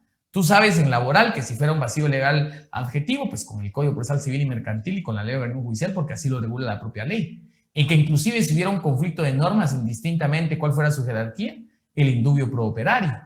Asimismo, en el derecho penal tenemos todo un sistema de interpretación y que se incluye dos condiciones que se contraponen pues tenemos el principio de indubio pro reo, y asimismo en derecho tributario tienes que considerar ese principio de legalidad tributario que está constitucionalmente establecido, dándole esa facultad reguladora específicamente al Congreso, limitando el poder del Ejecutivo y demás principios constitucionales como tal. Así que en este punto cuarto lo que te queremos decir es que, si bien es cierto, está el artículo número 10 para interpretar la ley, el artículo número 11 para saber el significado de las palabras como tal, también es necesario que en la rama específica que estés analizando averigües cuáles son esos principios de interpretación, los estudies y los integres. Recién me ha pasado en varias ocasiones en donde todo esto me ha sido el punto de diferencia, donde me he visto, como te digo, algunas opiniones, algunos escritos donde digo yo, este colega, ¿qué nivel? ¿Qué interpretación pero tan formidable hizo? O en audiencia me ha pasado que la otra parte dice alguna argumentación que para cualquiera la escucha y resulta lógica. Pero cuando aplicamos todo este sistema de interpretación, pues lo podemos rebatir como tal. Y recuerda, como dice el famoso aforismo, ¿verdad? Donde hay 3 abogados, 5 opiniones, ¿verdad? Porque realmente por eso es que es necesario ahondar en la interpretación de la ley, y te animaría, ¿verdad?, que tú recordarás en tu pensum habrán estudiado un curso de lógica jurídica, un curso de filosofía jurídica, como tal, estos cursos te hacen fortalecer este sistema de interpretación y conocer los fundamentos del derecho, lo cual verdaderamente te coloca en un nivel muy fuerte, a pesar que son lecturas complejas. Así que te animaría, como nos lo modelaron muchos colegas que nos antepusieron y que son de mayor edad y mayor ejercicio, llenar las bibliotecas de libros, nuestras bibliotecas personales de libros, para poder llegar a un mejor conocimiento en cada una de las ramas. Así que las básicas de la LOG es artículo 10, así se interpreta la ley. Artículo 11, con ese significado de palabras se interpreta la ley. Pero por favor, no pierdas de vista los principios de cada una de las ramas para tus casos en concreto. Así que espero que este podcast haya servido para que tú tengas esto muy presente, muy en cuenta en tus procesos, y lo más importante es que nos vemos la próxima semana y nos escuchamos la próxima semana en nuestro siguiente capítulo de tu podcast, Entrenamiento Legal. No olvides darle like, comentarnos si tuvieras alguna cuestión y compartirlo con algún otro colega que sea apasionado por el crecimiento en el estudio del derecho. Hasta la próxima.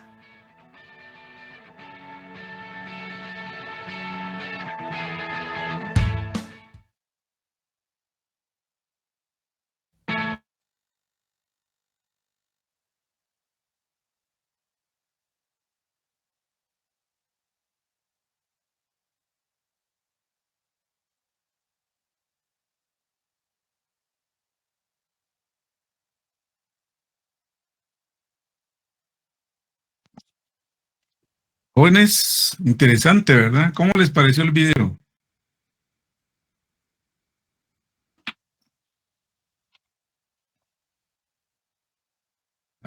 Muy bien, gracias. Bastante interesante, licenciado.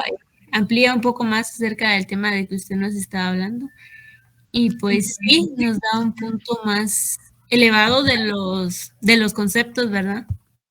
Sí, y para que ustedes se den cuenta que estamos aprendiendo temas de derecho en nuestras carreras de administración o auditoría, ¿verdad? Y son los mismos. Nosotros este curso antes se llamaba Fundamentos de Derecho, ¿verdad? Y si ustedes ven, el joven que está hablando ahí es un abogado que se dedica a esos temas, ¿verdad? Y ejerce como abogado. Entonces no estamos separados nosotros de lo que ellos también aprenden, ¿verdad? Vamos a continuar. Si no hay alguien más que tenga otro comentario. ¿Alguien más que quiera hacer un comentario, jóvenes? ¿No? O les pregunto yo. Vamos a ver si están. Yasmin Kirán. ¿Está ahí? Yasmin, buenos días. Buenos días, licenciado. Buenos días a todos. ¿Cómo le pareció? Buenos días. Me pareció bastante interesante y también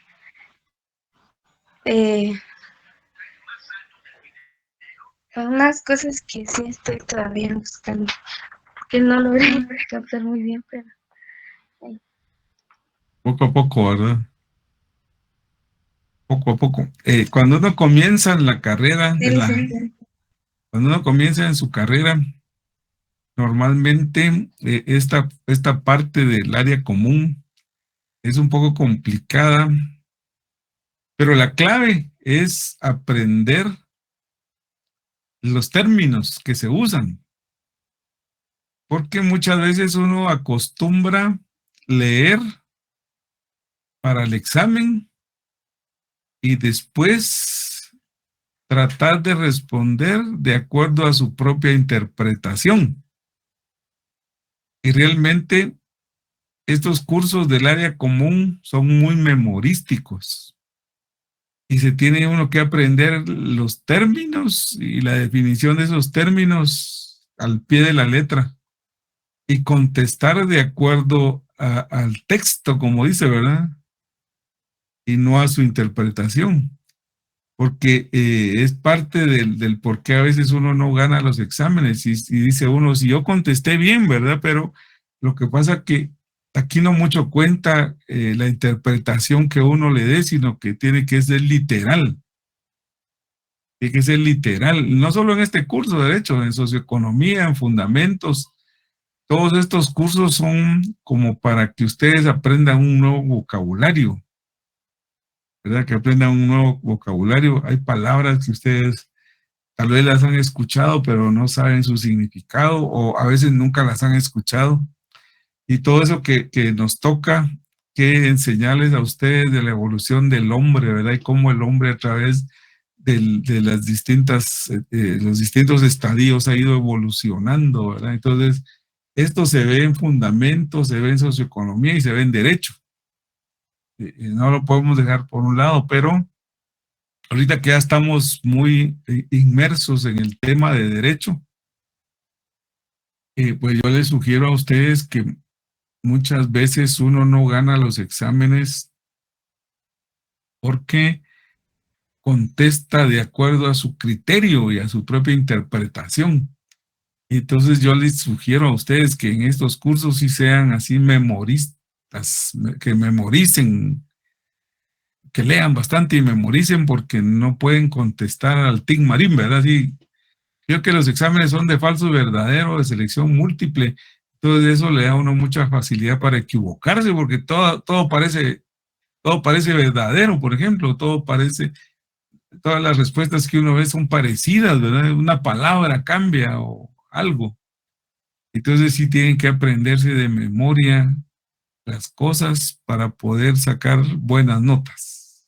Yo creo que fue parte del por qué no alcanzaron un buen nivel, porque todo parece bonito, el video y lo que uno dice y los ejemplos que pone, pero ya cuando uno está leyendo para el examen y tratando de contestar, tiene que contestar exactamente lo que están preguntando, no la interpretación que ustedes le den o lo que ustedes piensen que es, ¿verdad? Tiene que ser así textual. Eso es parte de lo que en los cursos estos que son muy teóricos sucede, ¿verdad? Tienen que leer y memorizar.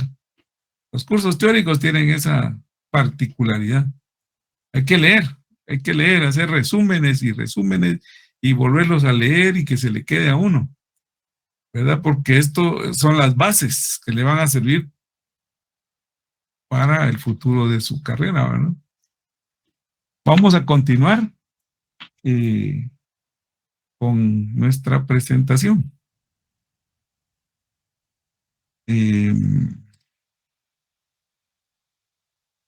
Ahora pues nos toca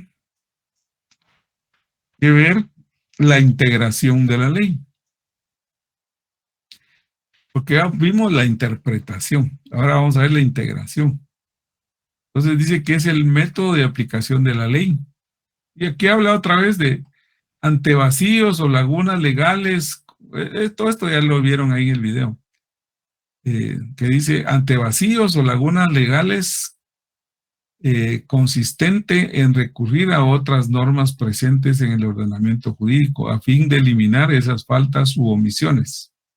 Generalmente se admite en la filosofía jurídica que esos procedimientos de integración de las normas que provienen de las fuentes de creación jurídica son la analogía, los principios generales del derecho, la naturaleza de las cosas y la equidad. Muy bien, con esto terminamos el punto 3, ¿verdad? El punto 3 de la segunda unidad. Ahora vamos a pasar a la jerarquía de las normas jurídicas, ¿verdad? Vamos a hablar de las normas constitucionales, las normas ordinarias, las normas reglamentarias, las normas individualizadas y las normas, bueno, estas normas ordinarias están de más, se me pasó. Ahí estamos. Entonces, la jerarquía de las normas es la siguiente. De acuerdo a la pirámide de Kelsen, ¿verdad? Hasta arriba está la Constitución, después siguen las leyes, que son las normas ordinarias, y después las normas reglamentarias, y todavía más abajo están las normas personalizadas o individualizadas, ¿verdad? Entonces, siguiendo con ese tema, vamos a desarrollar cada una de ellas. Entonces, en cuanto a la jerarquía de las normas, dice, en sentencia, la Corte admite que conforme a la jerarquía de las leyes nacionales, la Constitución Política de la República de Guatemala ocupa el primer lugar de todo el ordenamiento jurídico nacional, seguida de las leyes constitucionales y posteriormente toda la normativa ordinaria. Entonces, tenemos como primera instancia las normas constitucionales, ¿verdad? Y las leyes constitucionales en Guatemala son la Constitución Política de la República de Guatemala, la Ley de Libre Emisión del Pensamiento, la Ley Electoral y de Partidos Políticos, la Ley de Amparo, Exhibición Personal y de Constitucionalidad. Son muy específicas, ¿verdad? Yo creo que ni necesita uno interpretarlas, ¿verdad? O sea, con el nombre que uno lee, ya está claro, ¿verdad? ¿A qué se refiere? Entonces tenemos ahí la pirámide de Kelsen, ¿verdad? Según Kelsen, la Constitución Política de la República de Guatemala, o de cualquier país, pues, ¿verdad? Es la que ocupa el primer lugar. En orden descendente, ¿verdad? Aparecen después las leyes orgánicas y decretos de urgencia, dice aquí. Las resoluciones legislativas que son emitidas por el Congreso, los decretos supremos que son emitidos por el organismo ejecutivo y las resoluciones supremas que son emitidos por los ministerios, que son los acuerdos ministeriales. Los decretos supremos emitidos por el organismo judicial son acuerdos del Ejecutivo, ¿verdad? Son acuerdos gubernativos. Los decretos supremos emitidos por el organismo ejecutivo son acuerdos gubernativos. Y los emitidos por los ministerios son acuerdos ministeriales. Las resoluciones legislativas, las leyes ordinarias, por ejemplo, las leyes ordinarias son los decretos. Decreto número tal y tal, ¿verdad? Y tiene un nombre. Muy bien. Aquí tenemos un caso práctico, por ejemplo, que habla sobre las normas que rigen el presupuesto de ingresos y egresos de la nación. Aquí también se usa ese orden. La Constitución Política de la República primero va uno, investiga qué dice la Constitución, ¿verdad? Y en base a eso, pues, se emiten las leyes ordinarias, porque las leyes ordinarias siempre están acordes con lo que dice la Constitución.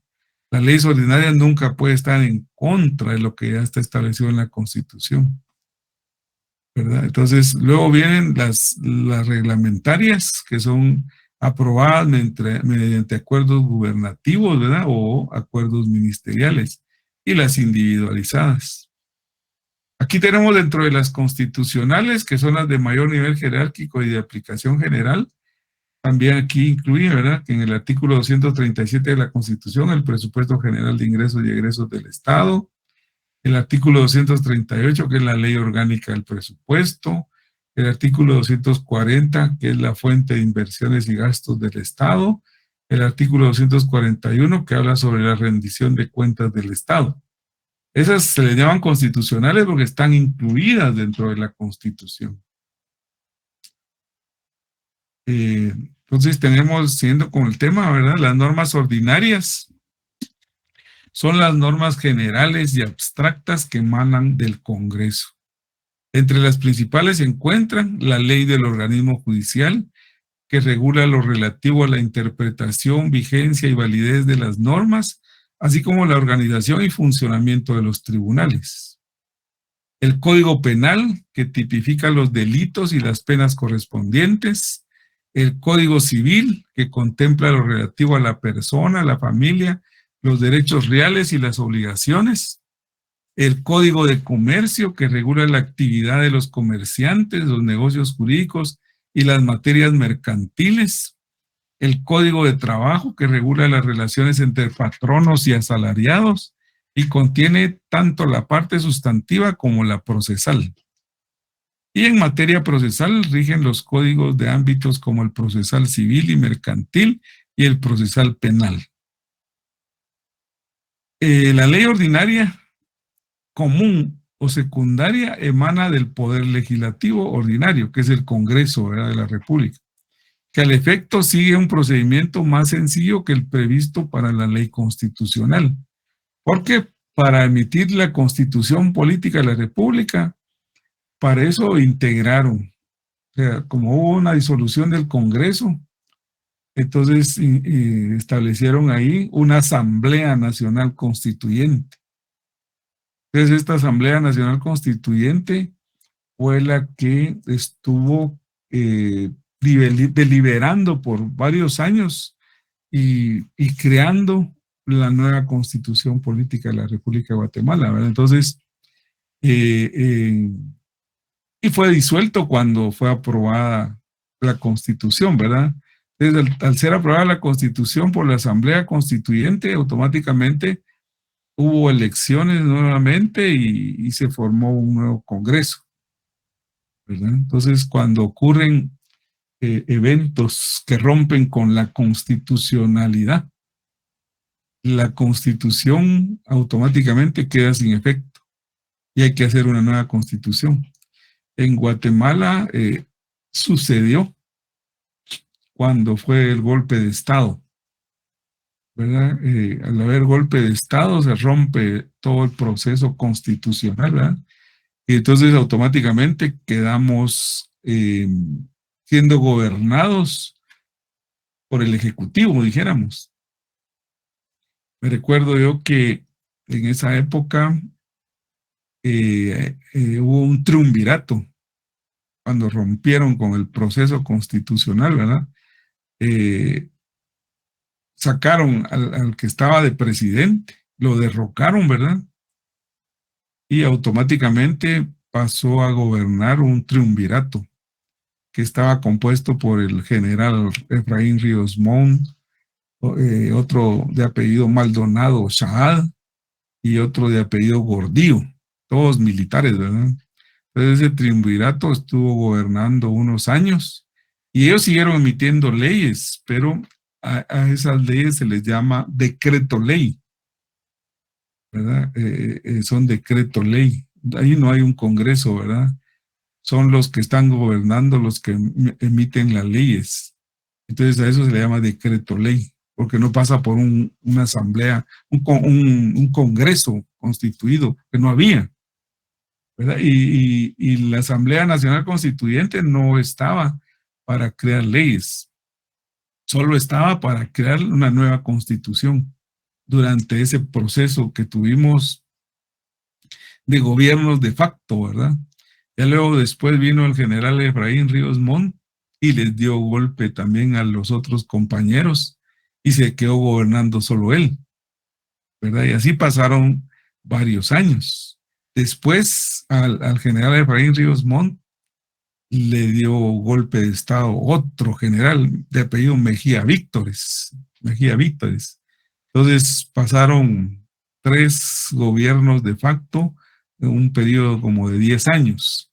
Entonces eso es como una década perdida de Guatemala, ¿verdad? Que sí fuimos gobernados por militares con gobiernos de facto, sin una constitución.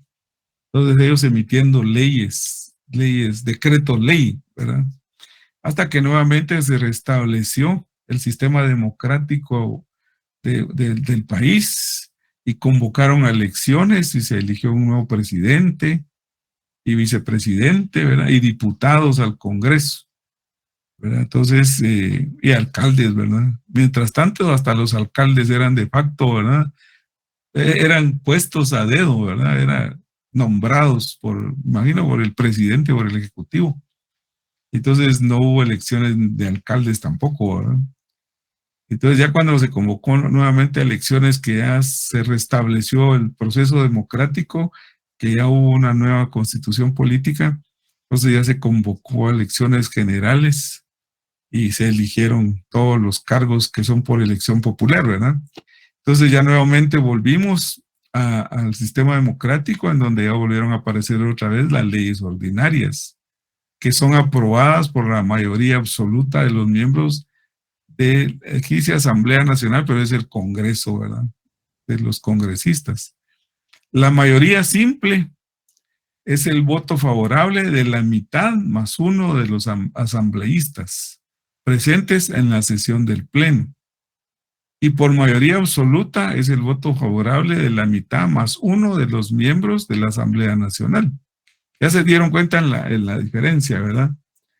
Que cuando es mayoría simple, es la mitad más uno de los que estén presentes en la sesión. Por ejemplo, hoy los que están presentes es la mitad más uno. Entonces, esa es una mayoría simple. Pero hay leyes que necesitan una mayoría absoluta. Y eso significa la mitad más uno de todos los diputados, aunque no estén presentes, ¿verdad? Entonces los obligan a que estén presentes para llegar a votar, porque mientras no estén presentes, por lo menos la mitad más uno de todos los elegidos, de todos los que han sido electos, no puede pasar esa ley. Entonces hay una mayoría simple que es la mitad más uno de los presentes hoy, ¿verdad? Y está la mayoría absoluta, que es la mitad más uno de todos los diputados electos, ¿verdad? Entonces, esa es la diferencia entre mayoría simple y mayoría absoluta. Tenemos las leyes orgánicas.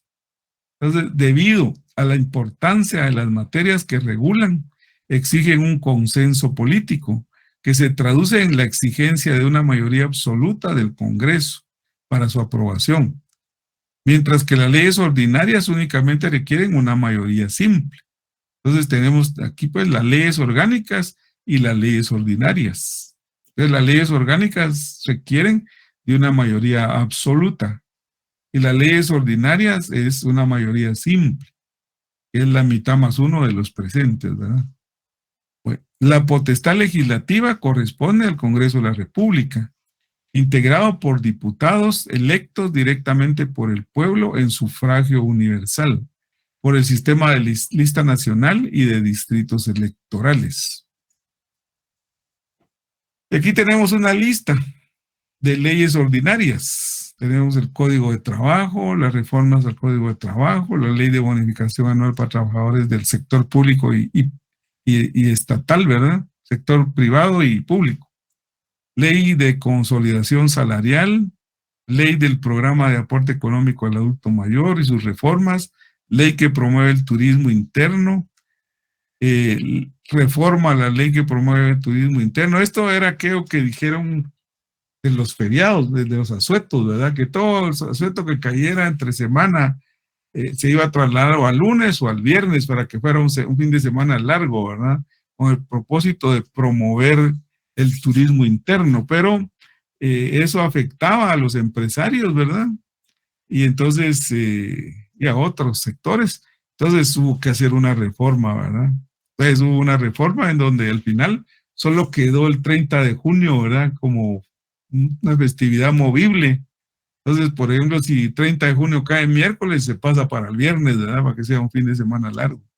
Pero el resto volvió a la normalidad. O sea, todos los asuetos que caigan entre semana se gozan entre semana, ¿verdad? Solo aquellos que por su misma fecha caigan viernes o lunes, ¿verdad? O por pactos colectivos caen entre sábado y domingo que los corren al lunes o a viernes, ¿verdad?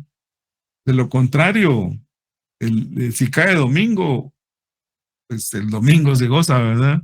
Para los que no trabajan domingo, pues lo pierden, ¿verdad? Pero esa ley que promovía el turismo interno, eso pretendía, ¿verdad? Tener fines de semana largos para que la gente saliera de paseo al interior del país, ¿verdad? Pero después fue reformado nuevamente y volvió a regresar a lo mismo, ¿verdad? Solo dejaron el 30 de junio como movible. ¿Por qué? El 30 de junio es una festividad del ejército, ¿verdad? Y la celebran los del ejército. Entonces ellos, el 30 de junio, lo que hacen es que hacen su desfile allá en Mariscal Zavala, ¿verdad? Al interno y hacen actos protocolarios. Pero no es una festividad de todo el pueblo, sino que es específico del ejército, ¿verdad? Muy bien. Tenemos aquí también la ley de creación y funcionamiento de los centros de recreación de los trabajadores del Estado, las reformas al decreto 85-2005 del Congreso de la República, ley del programa de aporte económico del adulto mayor, porque parece ser que les aumentaron, ¿verdad? Antes estaban, no sé, 200, 300, y creo que les subieron. La ley para el fomento del trabajo marino, mercante, guatemalteco en el extranjero. Esas son leyes ordinarias para tener un ejemplo. Y luego siguen las normas reglamentarias. Entonces, las normas jurídicas reglamentarias tienen como objetivo fundamental fijar los mecanismos más adecuados para la aplicación de las leyes ordinarias, siendo atribución de los 3 organismos del Estado en donde estos funcionan. La potestad reglamentaria es ejercida por el gobierno junto con la función ejecutiva, de acuerdo con la Constitución y las leyes. Los reglamentos son normas que, dictadas con carácter general por la administración, se integran al ordenamiento jurídico. Tiene las características de la ley, es decir, son generales y abstractas, y su finalidad es facilitar su aplicación a casos concretos, pero sin ir más allá de lo dispuesto en la propia ley. Entonces, aquí vamos a hacer un paréntesis. ¿Ya? Toda ley tiene un reglamento, ¿verdad? Porque a veces en la ley no alcanzaría 1000 hojas, dijéramos, como para regular los aspectos, ¿verdad? Entonces, el reglamento lo que hace es venir a complementar la ley. Entonces, en el reglamento se establece de qué forma, cuándo, cómo y todo, ¿verdad? Los montos y demás. Las sanciones, de acuerdo a la ley. ¿Verdad? Y nunca va a ser superior a la ley el reglamento, porque el reglamento lo que trata es de regular aspectos contenidos en la ley, que por ser la ley, pues no puede contener no ser tan extenso, ¿verdad? Entonces, en el reglamento ya se es más extenso, ¿verdad? En cuanto a la regulación de ciertos parámetros, ¿verdad? Entonces, por ejemplo, tenemos la ley del IVA, por ejemplo, y su reglamento, ¿verdad? O sea, la ley del IVA tiene un reglamento, y en el reglamento establece fechas, establece montos, establece sanciones, establece un montón de cosas, establece que la ley misma no lo establece, pues, porque la ley tiene que ser más simple, ¿verdad? No tan extensa, sino tendrían que ser libros de libros para emitir una ley. Entonces, se emite la ley y después dan un tiempo que la misma ley ahí establece cuánto tiempo tiene para que se haya emitido el reglamento. Y normalmente los reglamentos los emite, lo hacen por medio de un acuerdo gubernativo emitido por el Ejecutivo, ¿verdad?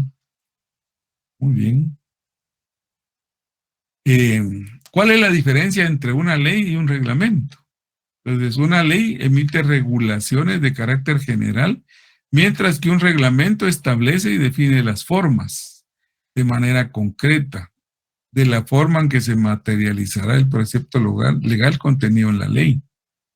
Las normas jurídicas reglamentarias tienen como objetivo fundamental fijar los mecanismos más adecuados para la aplicación de las leyes ordinarias, siendo atribución de los 3 organismos del Estado en donde estos funcionan, que es legislativo, ejecutivo y judicial.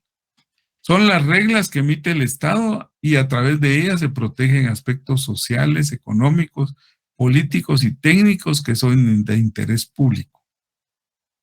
La potestad reglamentaria es ejercida por el gobierno junto con la función ejecutiva de acuerdo con la Constitución y las leyes. Los reglamentos son normas que dictadas con carácter general por la administración se integran en el ordenamiento jurídico, ¿verdad? Entonces, a veces tenemos el inconveniente con el Ministerio de Finanzas y la SAT, porque a ellos no les bastan las leyes, o sea, la jerarquía de la ley es esa, ¿verdad? La Constitución, las normas, las leyes ordinarias, después viene el reglamento, y viene la SAT, el Ministerio de Finanzas, y todavía emite resoluciones y acuerdos, ¿verdad? Y sobre esas resoluciones y acuerdos los sancionan a los fiscalizados, ¿verdad?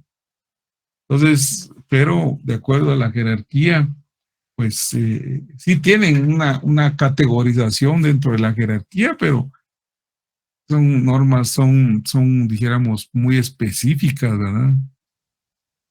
Pero cuando la SAT dice, lo único que hay formas de defensa, ¿verdad? Cuando ya los casos no se pueden defender ante la SAT, ante el directorio de la SAT, entonces pasan a un tribunal de cuentas, en donde ahí ya sale de la jurisdicción de la SAT y ya es un juez el que dictamina, ¿verdad?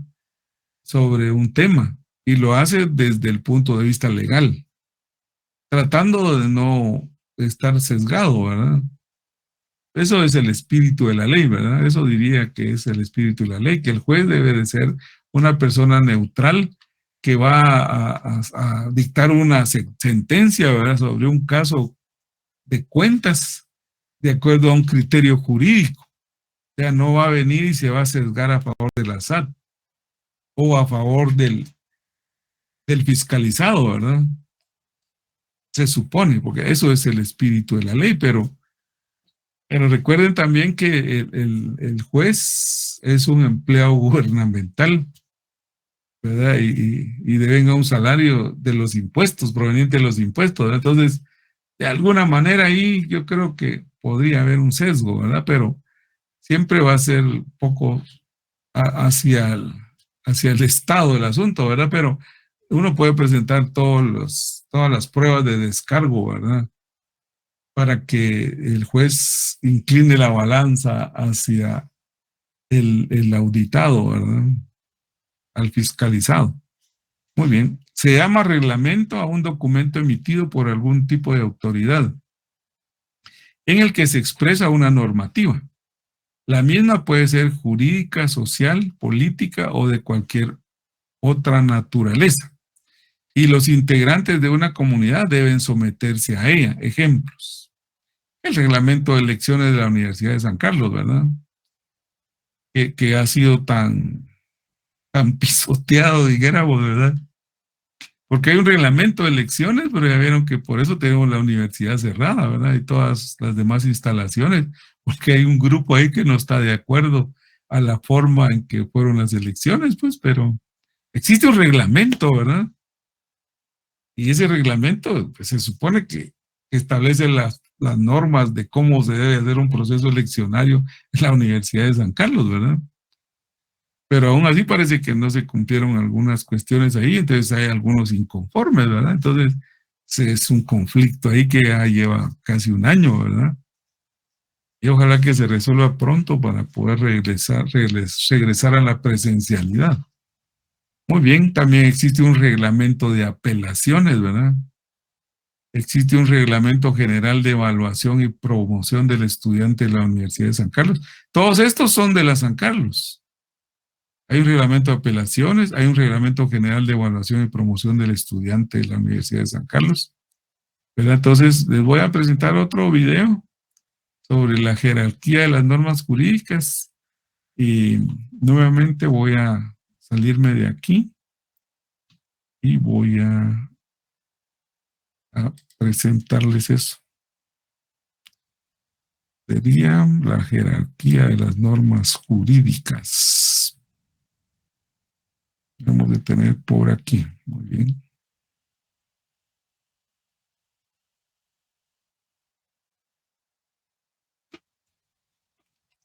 Entonces,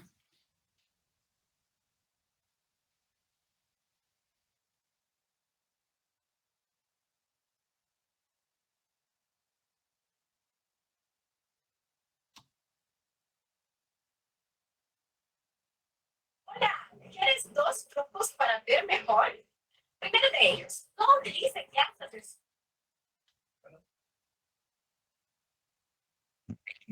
ahorita se los presento.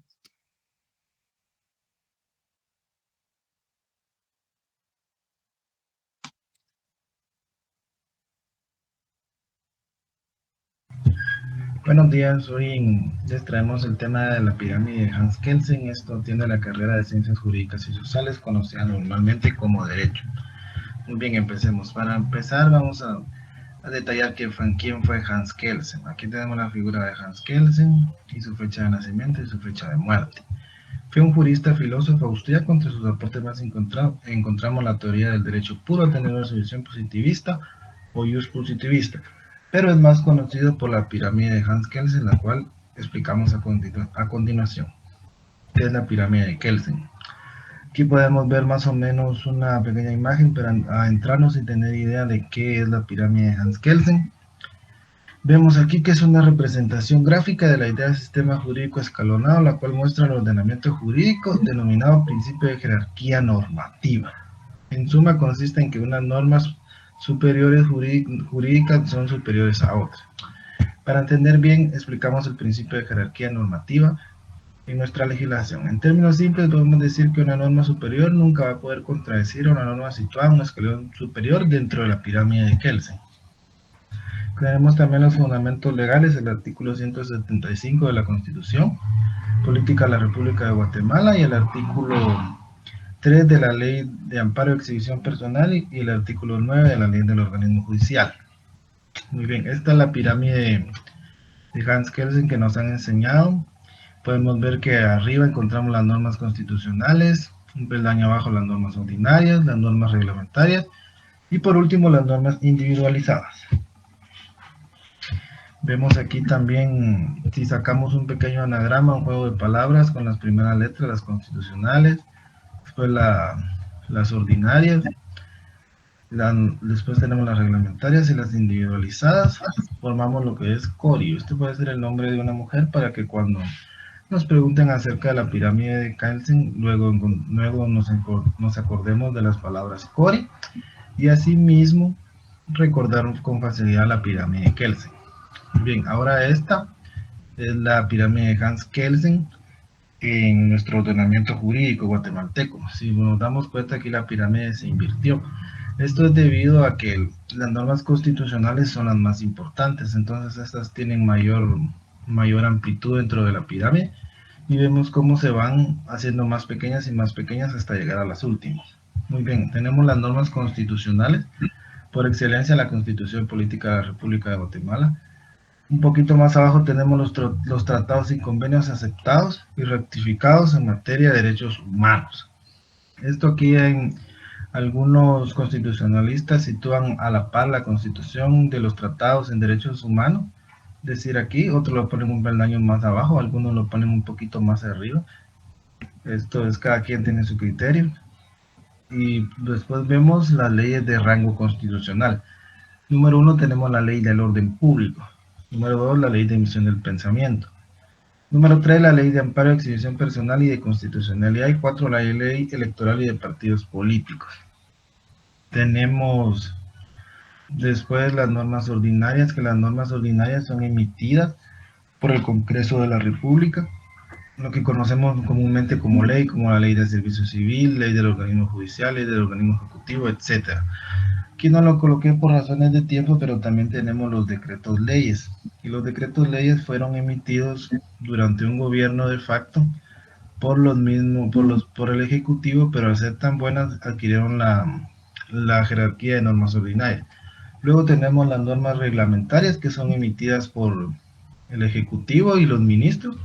Y por último tenemos las normas individualizadas que vienen a ser las sentencias y los contratos. Entonces, básicamente, la idea es que una norma individualizada no puede contradecir lo que una norma reglamentaria dice, una norma ordinaria no puede contradecir a las normas constitucionales, o una norma ordinaria no puede contradecir lo que diga una norma constitucional, o una norma individualizada no puede contradecir una norma ordinaria. Muy bien, este ha sido el video de hoy, esperemos que les guste. Feliz día.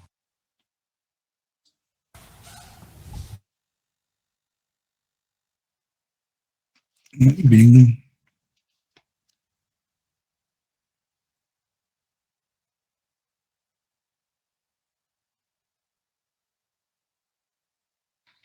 Entonces, ya quedó un poquito más claro, me imagino yo. Las normas individualizadas son normas jurídicas concretas específicas, individuales o particulares, tales como los contratos, los testamentos, las sentencias y las resoluciones administrativas.